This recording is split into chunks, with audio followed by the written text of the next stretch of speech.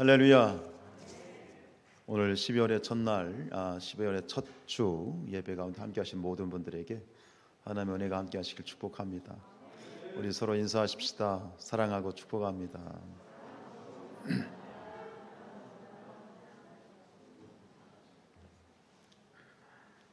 김장들은 다 하셨어요?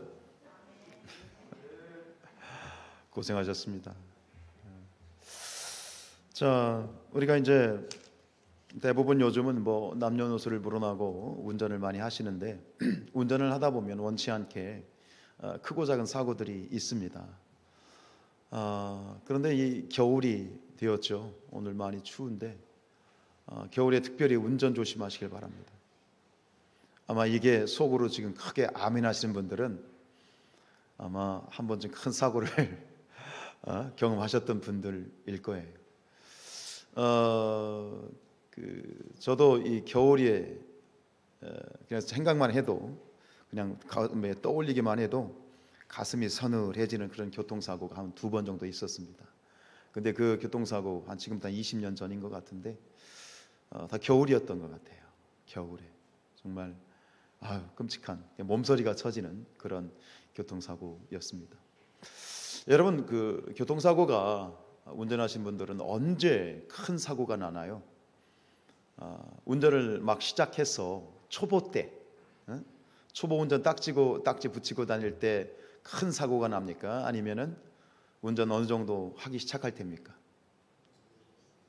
아마 대부분의 사고는 이 초보 때도 사고가 날 수 있습니다. 근데 초보 때 사고는 그래 큰 사고는 아니에요. 접촉 사고나 그런 경미한 사고인데 대부분의 큰 사고는 언제 나느냐? 운전에 자신감이 붙었을 때. 초보를 딱 벗어나서 나도 이제 뭔가 할 수 있어 그러면서 아주 자신 있게 이제 이 가속 페달을 밟기 시작할 그때쯤 큰 사고를 경험하게 되는 것 같습니다. 세상의 모든 이치가 그런 것 같습니다. 오늘 이 사울의 이야기도 또 그런 맥락인 것 같고요. 오늘 1절 말씀 읽지요. 시작. 사울이 왕이 될 때에 40세라 그가 이스라엘을 다스린 지 사울 왕 즉위 몇 년 차? 2년 차입니다. 2년 차란 말은 운전으로 비유하면 이제 막 초보 딱지를 벗어났을 때쯤입니다. 이 사울의 원래 직업이 뭐였어요? 농부였습니다. 농사꾼이었습니다. 농사꾼이 하루아침에도 왕이다 그러니 이게 얼마나 어색했겠어요. 그러니까 처음에는 이게 자기를 왕이라 부르는 것도 막 몸들 바를 모르고 뭔가 모든 것이 어색했는데 2년 정도 지나니 이제 뭔가 좀 익숙해져 가는 거죠. 왕이라 부르는 것도 익숙하고 사람들이 자기 앞에서 굽신거리는 것도 익숙하고 그래서 처음에는 이 업무 자체가 이게 됐겠어요. 근데 지금은 이제 딱 보면 저건 저렇게 해야지 자리가 사람을 만드는 거죠. 그래서 한 2년 정도 지나서 이제는 내가 왕으로서 뭔가 좀 이제 그래도 자타가 공인할 수 있는 그런 분위기가 된 것 같아 하는 그런 자신감이 붙기 시작한 거예요. 자신감이 붙으면 뭘 밟아요? 가속 페달을 밟죠. 사울도 지금 2년차 되면서 엑셀을 힘껏 한번 밟아봅니다. 여지없이 큰 사고를 만나는 거죠. 그것이 오늘 우리가 경험했던 이 블레셋과의 전투입니다. 사울이 이 겁도 없이 경솔하게 막강 블레셋에 선전포고를 하고 이제 블레셋과의 전쟁에 이제 임하게 되었습니다. 사람이 뭔가 좀 경솔해지고 자신감이 붙으면 나타나는 증상 중에 하나가 뭐냐면 남에게 묻지를 않고 결정한다는 겁니다. 남에게 묻지를 않아요. 자신 있으니까, 맞다고 생각하니까. 사울도 마찬가지죠. 사울의 첫 번째 경고망동은 무엇입니까? 하나님께 묻지 않았다는 것입니다. 이스라엘의 왕은 특별한 왕입니다. 그냥 정치적인 왕을 떠나서 이스라엘의 왕은 하나님의 대리자입니다. 하나님의 심부름꾼입니다. 자기 마음대로 임의를 해서는 되는 게 아닙니다. 철저히 누구의 말씀에 따라서? 하나님의 지시와 말씀에 따라서 행해야 되는 것이 이스라엘 왕의 정체성이고 그것이 기름 부음 받은 자의 그런 정체성입니다. 근데 그것을 이제 망각해 가기 시작합니다. 막상 전쟁을 하겠다고 덤비긴 했는데 선전포고는 했는데 블레셋이 떡하니 나타났는데 블레셋이 몇 명이었어요? 탱크만 몇 대? 탱크만 3,000대. 일반 보병은 헤아릴 수 없어. 근데 결국 이제 싸움에 임했는데 그 모습을 보고 사울도 마찬가지고 이스라엘 군사들고 그냥 기가 새파랗게 질려가지고 다들 숨을 곳 찾아다니고 결국은 나 살겠다 그러고 도망치고 탈영병들이 속출하고 나중에 전쟁을 하겠다고 보니까 한 일주일 정도 지나고 보니까 몇 명이 남았어요? 600명이에요. 우리 15절 말씀 읽습니다. 시작. 사울이 자기와 함께한 백성의 수를 세어보니 600명이라. 600명이 제대로 된 무기가 있어요, 없어요? 없어요. 몽둥이, 낫, 꽃갱이 이런 거예요. 저쪽은 탱크만 3,000대, 여기는 제대로 된 소총 하나 없어요. 싸움하겠다는 이게 말이 돼요? 더 말이 안 되는 건 뭐냐면 사울이 하나님께 여쭙지 않았다는 게 문제예요. 아무리 열악해도, 아무리 이 상대가 안 돼도 하나님이 명령하시면 이기는 싸움이야. 근데 문제는 뭐냐면 객관적으로 봐도 이게 전력이 상대가 안 되는 건 당연하거니와 더 심각한 문제는 하나님의 인준을 받지 않았다는 것, 하나님께 묻지 않았다는 것, 하나님 명령한 것이 아니라는 것이다. 이게 사울의 지금 경고망동이에요. 여러분, 한 해가 이제 지나면서 또 새롭게 한 해를 계획하고 그런 시점이 되었죠. 여러분, 우리 인생의 그리고 우리 신앙의 최선의 길이 어떤 길인가? 가장 최선의 길은 어떤 길인가? 그것은 하나님께 묻고 가는 길이다. 하나님께 음성을 듣고 하나님께서 가라 하시는 곳으로 가는 것이 가장 최선의 길이다. 지금 당장 보기에는 이건 아닌 것 같은데 그래도 결국 가다 보면 그렇구나, 하나님의 말씀하신 것이 맞구나, 그런 결론을 얻게 되어질 줄로 믿습니다. 오늘 이 시간을 통해서 우리가 다시 한번 결단하고 하나님께 기도할 것은 모든 일들마다, 모든 순간마다 하나님의 음성을 듣고 가는 길이 되게 하옵소서. 그렇게 우리가 다시 점검하고 결단하였으면 좋겠습니다. 우리 속담에도 그런 말이 있잖아요. 아는 길도 물어가라 그랬습니다. 아는 길도 물어가라. 세상의 지혜도 그렇거늘 하물며 우리 신앙의 길은 어떻겠습니까? 아는 길도 물어가라. 왜 그렇습니까? 우리 신앙의 길은 그냥 사는 게 아닙니다. 우리 신앙생활은 그냥 하는 게 아닙니다. 우리 신앙생활은 영적인 전쟁이에요. 하루하루가 사실은 치열한 전쟁이에요. 우리가 때로 왜 가는 길이 이렇게 힘들지, 왜 이렇게 어렵지 고백하셔야 돼요. 당연한 것이다. 전쟁은 어려운 거예요. 고단한 길이에요. 십자가의 길이에요. 쉽지 않습니다. 그래서 우리 베드로 목사님이 이런 말씀하셨죠. 베드로전서 4장 7절 시작. 만물의 마지막이 가까이 왔으니 그러므로 너희는 정신을 차리고 근신하여 기도하라. 근신하라는 말이 무슨 말이죠? 조심하라는 얘기입니다. 조심해라. 정신 바짝 차려. 조심해야 돼. 그러니까 뭐 해야 돼? 기도해야 돼. 정신 바짝 차려. 조심해. 그러니까 기도하고 가자. 이 베드로 목사님은 이 이야기를 자주 하셨어요. 우리 5장에 가도 또 비슷한 말씀이 있죠. 시작. 근신하라, 깨어라. 너희 대적 마귀가 우는 사자같이 두루다니며 삼킬 자를 찾는다. 근신하라. 뭐라고요? 조심해라. 깨어라. 깨어라. 깨어란 말이 다른 말은 무슨 얘기예요? 깨어?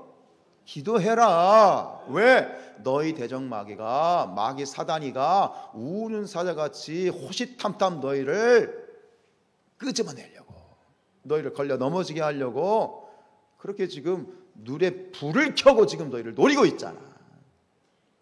여러분, 지난 한 해가 참 수고 많으셨어요.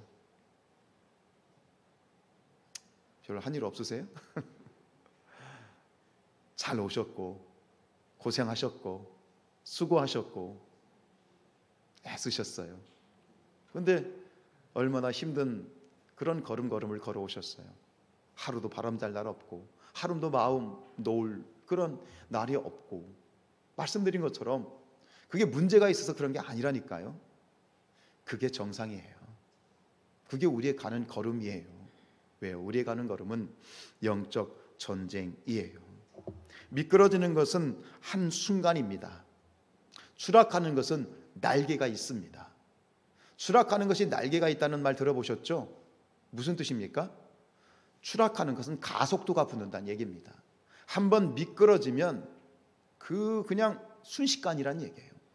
항상 조심하십시다. 쉬지 말고 조심하십시다. 범사에 조심하십시다.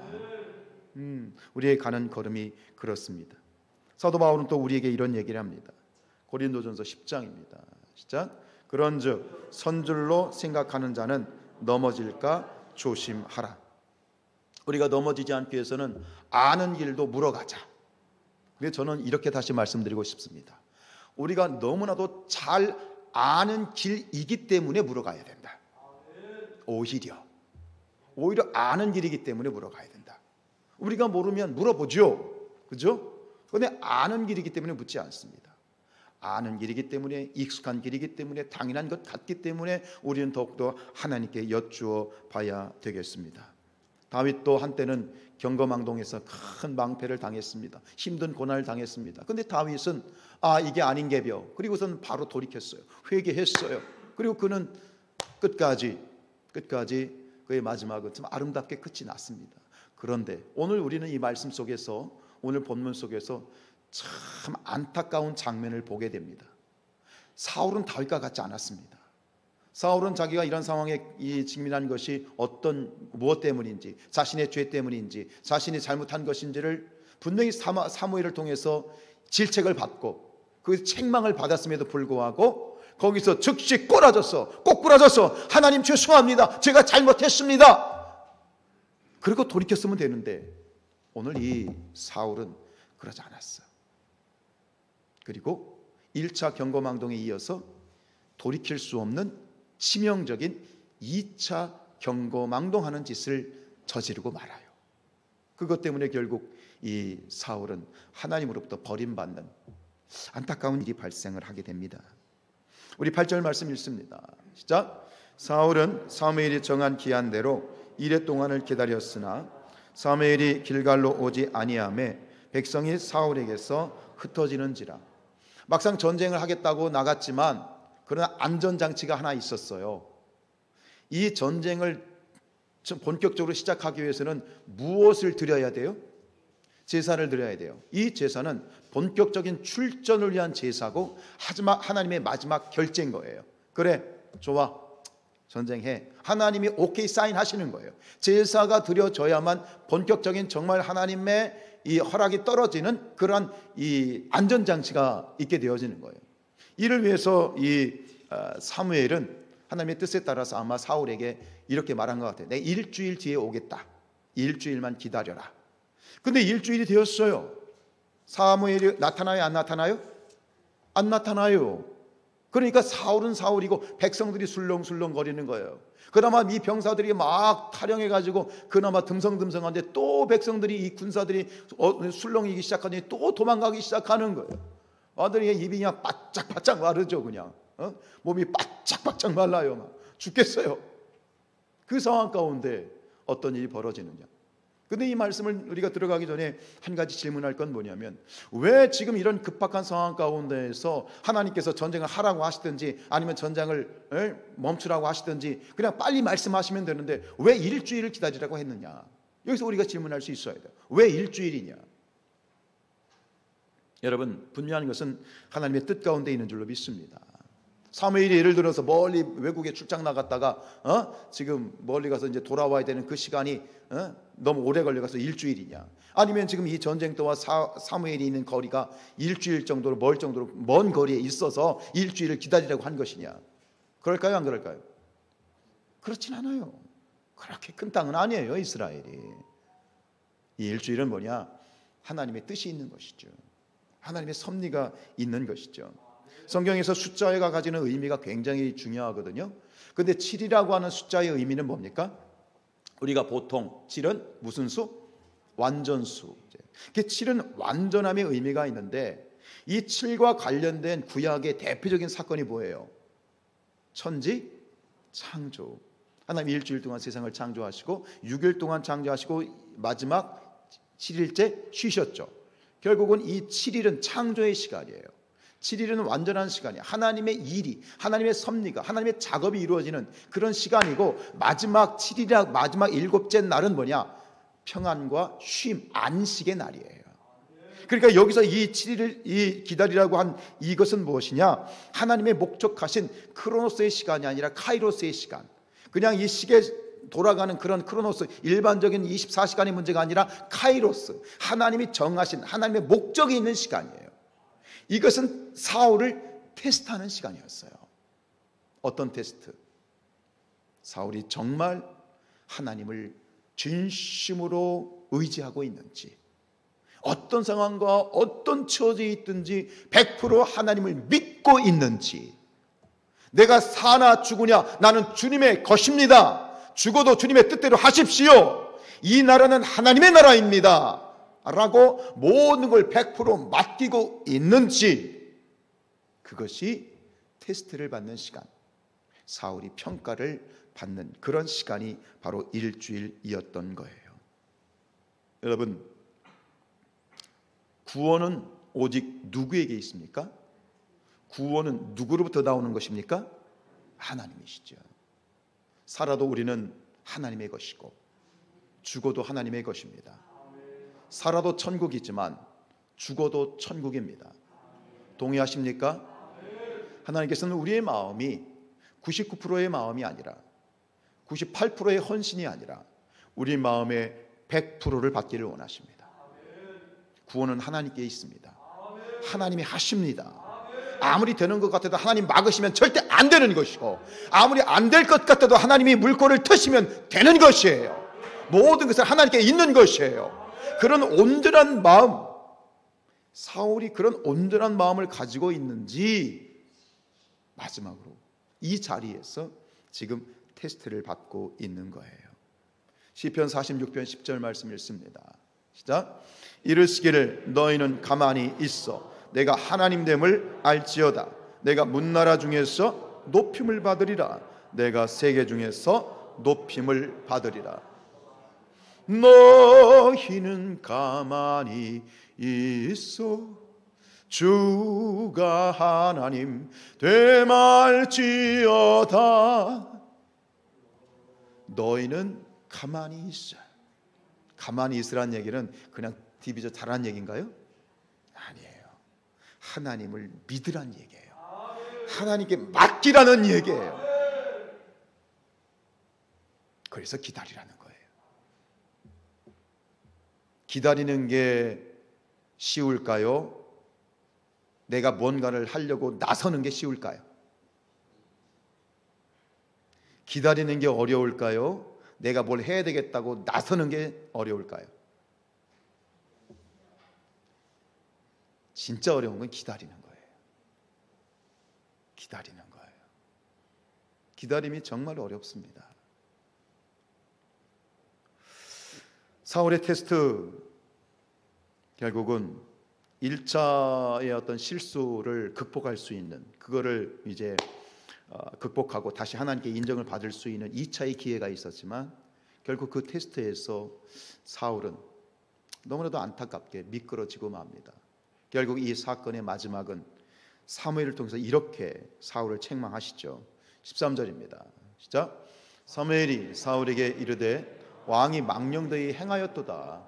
왕의 하나님 여호와께서 왕에게 내리신 명령을 지키지 아니하였도다. 그리하였더라면 여호와께서 이스라엘 위에 왕의 나라를 영원히 세우셨을 것이다. 이 말하고 있는 분량도 되게 많아요. 이 복잡한 하나님의 마음. 사무엘의 이야기는 누구의 이야기예요? 하나님의 말씀이잖아요. 지금 하나님의 마음이 복잡한 거예요. 너 왜 그랬어? 너 그러지 말았어야 되는데. 그러면서 지금 마음이 복잡하니까 말이 많아지는 거예요, 지금. 근데 이 13절로만 끝나지 않아요. 또 얘기합니다. 14절입니다. 시작.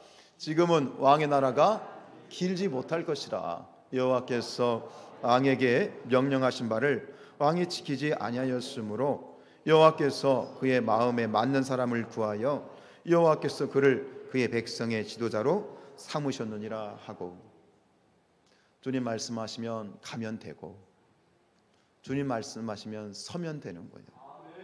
신앙생활은 참 단순합니다. 복잡하면 신앙생활 못해요.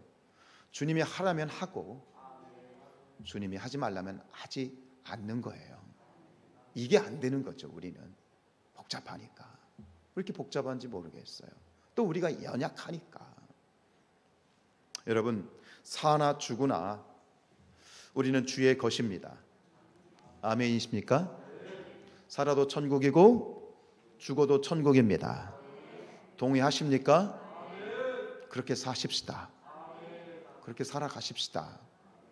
단순하게 사십시다. 여러분, 이제 우리가 13절과 14절을 통해서 이 사울의 어떤 경거망동에 대한 결론을 말씀드렸다면, 오늘 사울이 행한 그 경거망동의 핵심으로 들어가고 말씀을 마치려고 합니다. 도대체 이 사울이 무슨 짓을 했느냐 이거예요. 우리 8절 말씀 읽습니다. 시작. 백성이 사울에게서 흩어지는지라. 여러분, 사무엘이 약속한 7일, 사무엘이 지금 그 정한 날에 왔습니까? 아니면 약속을 어겼습니까? 예? 사무엘은 약속을 어기지 않았어요. 분명히 7일을 기다리라고 했잖아요. 7일이 넘겼어요? 안 넘겼어요? 안 넘긴 거예요. 마지막 7일 짠 겁니다. 마지막 7일째의 날이 밝아서 시간이 가고 있는 거지 7일이 지나고 8일째가 된 게 아닙니다. 그런데 뭐 백성들은 오죽하겠습니까? 그러니까 이 백성들이 막 동요가 돼가지고 뿔뿔이 흩어집니다. 사실 사울의 입장으로 보면 얼마나 참 깝깝하겠습니까? 입이 쪽쪽 마르겠습니까?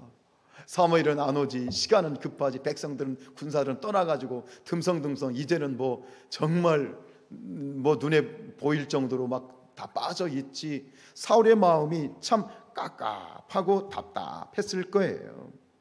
지금 사울의 눈에 뭐가 보이는 거예요? 타령하고 있는 병사들의 모습이 보이는 거예요. 믿음의 주요 온전하게 하시는 이인 예수를 바라보라. 지금 사울은요, 사울의 눈에는 막 도망치고 눈치 보면서 슬근슬근 뒤로 꽁무니 빼고 있는 병사들이 보이는 거예요. 사람들이 보이는 거야. 블레셋이 보이는 거야. 뭐가 안 보여? 누가 안 보여? 하나님이 안 보여.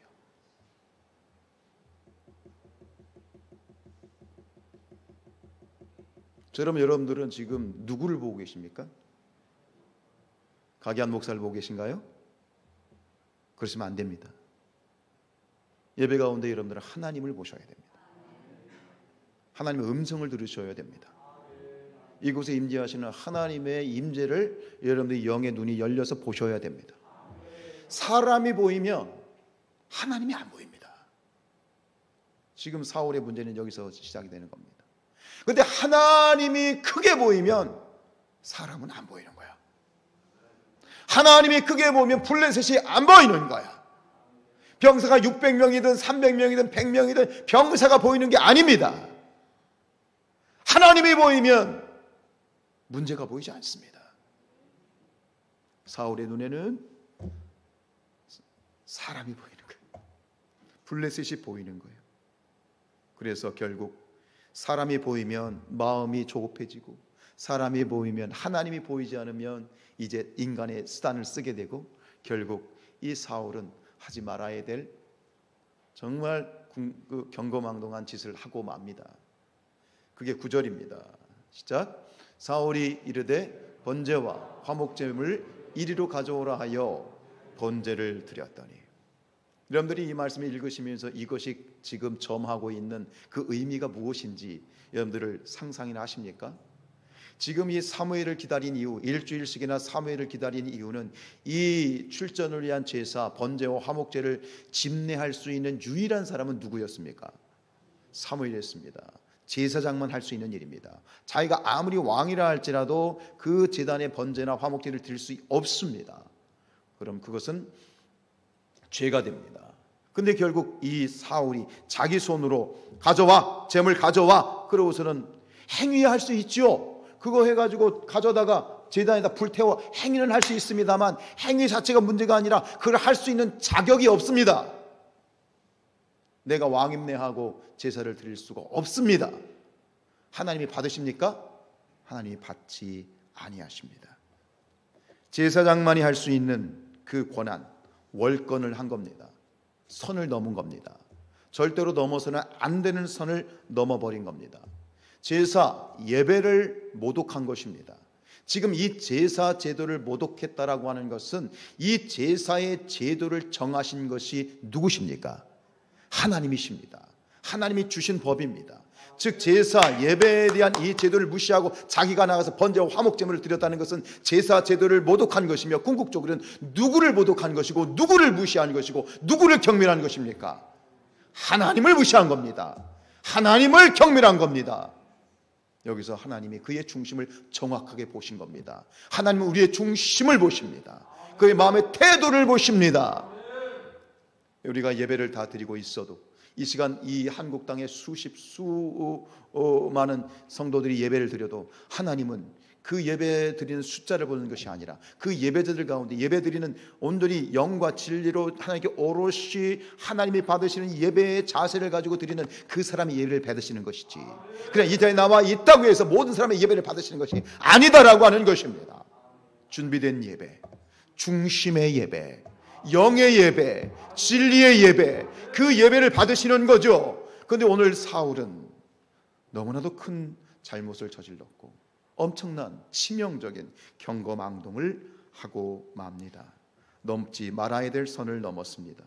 다시 한번 사무엘은 이렇게 사울에게 이야기합니다. 13절입니다. 시작. 사무엘이 사울에게 이르되 왕이 망령되이 행하였도다. 경거망동 하셨습니다. 이제 하나님의 마음이 당신으로부터 떠나셨습니다.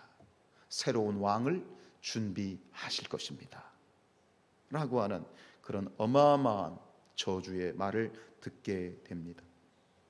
성경에 보면 이처럼 내가 왕임례하고 이 성전에 들어가서 제사를 드리거나 혹은 분향을 하다가 저주를 받은 왕이 두 명이 더 있습니다. 우시야 왕과 여로보암 왕입니다. 우리 열왕기 역대하 26장입니다. 시작. 우시야가 손으로 향로를 잡고 분향하려 하다가 화를 내니 그가 제사장에게 화를 낸 때에 여호와의 전 안 향단 곁 제사장들 앞에서 그의 이마에 무엇 생겼다고요? 소위 문둥병. 분향단에 가서 왕이 분향을 하려 하다가 결국 그 저주로 문둥병이 생겨버렸습니다. 천벌이죠. 그리고 이 여로보암 왕도 똑같이 분향을 하러 들어갔다가 이 손이 마비가 되어서 평생 그렇게 살다가 죽게 되어집니다. 여러분, 오늘 이 얘기를 통해서 사울의 경거망동을 통해서 하나님이 우리에게 주시는 교훈은 뭐냐면 예배에 대한 우리의 자세입니다. 신앙에 대한 우리의 자세입니다. 교회에 대한 우리의 자세입니다. 우리 10절 말씀 읽겠습니다. 시작. 번제 드리기를 마치자 사무엘이 온지라 사울이 나가 맞음에 물안하매. 무슨 얘기입니까? 사무엘이 도착했습니다. 이미 게임은 끝났다는 얘기입니다. 엎질러진 물이라는 이야기입니다. 오늘 우리의 예배에 대해서 한번 우리가 스스로 묻겠습니다. 여러분, 예배는 무엇입니까? 아까 우리 집사님 기도하실 때 정확하게 이런 말씀하셨습니다. 우리 예배의 주인은 누구시다? 하나님이시다. 예배는 누굴 위해 있는 것입니까? 하나님을 위해 있는 것입니다. 예배는 어떤 것이냐? 하나님에 대한 우리의 헌신입니다. 예배는 하나님에 대한 우리의 충성을 고백하는 자리이고, 이 예배를 통해서 우리는 하나님을 만납니다. 물론 어디서나 하나님 만날 수 있습니다만, 특별히 마태복음 18장 20절에 보면 두세 사람이 내 이름을 모인 곳에 내가 그들 가운데 임하리라.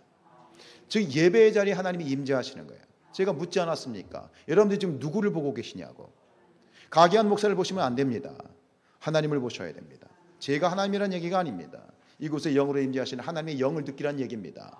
하나님의 음성을 들으란 얘기입니다. 말씀을 통해서 내게 말을 걸어오시는, 지금 나에게 말 걸어오시는 하나님의 음성을 들으란 얘기입니다. 그것이 예배입니다. 예배는 생명입니다. 그런데 오늘 사울은 예배를 무엇으로 알고 있느냐?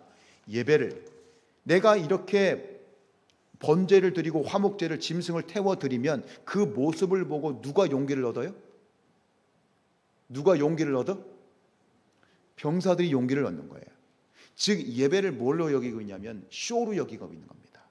내가 이렇게 쇼를 하면 내 하는 이 쇼를 보고 저 병사들이 뭐예요? 와, 예배 드렸다, 하나님이 허락하셨다. 예배는 쇼가 아닙니다. 예배는 공연이 아닙니다. 예배는 이벤트가 아닙니다. 예배는 생명입니다.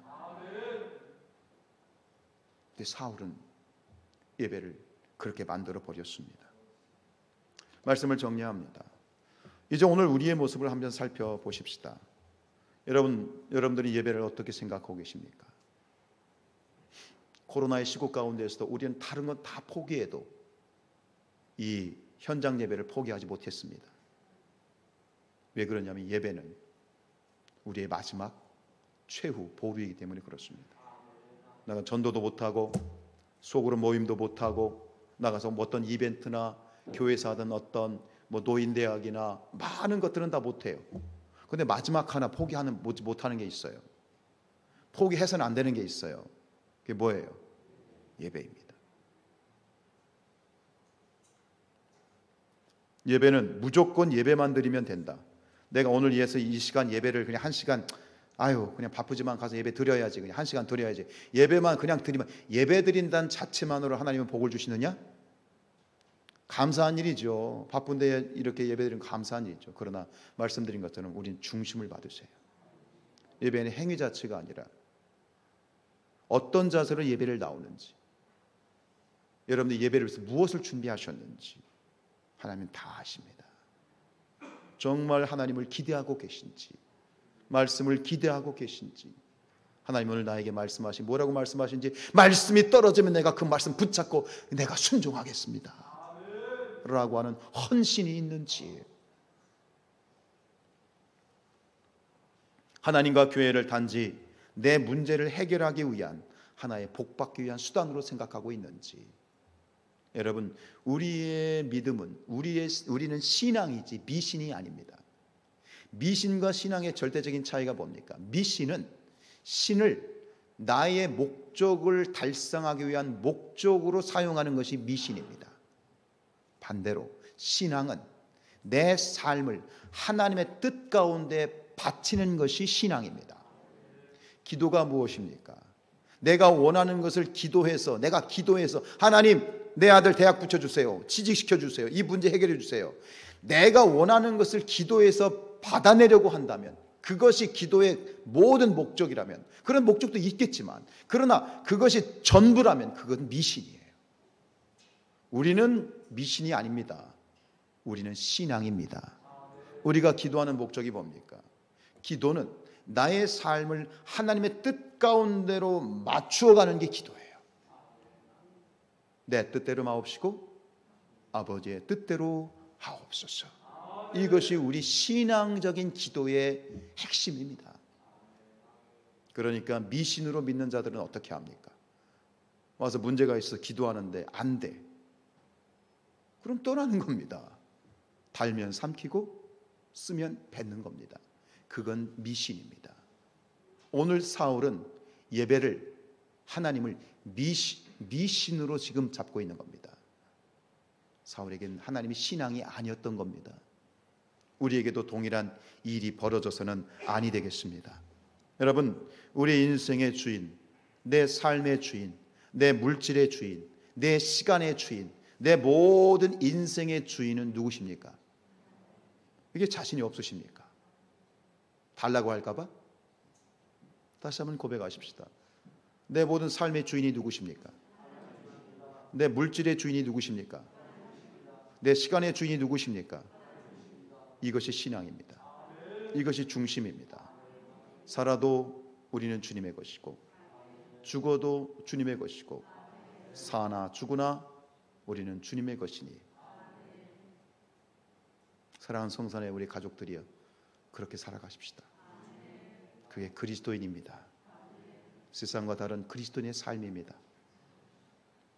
온전히 우리 아버지 하나님을 주인 삼아 고백하며 이 예배를 온전히 하나님을 위해 온전히 드릴 수 있는 그런 저와 여러분들 될 수 있기를 주님의 이름으로 축복합니다. 찬송합니다.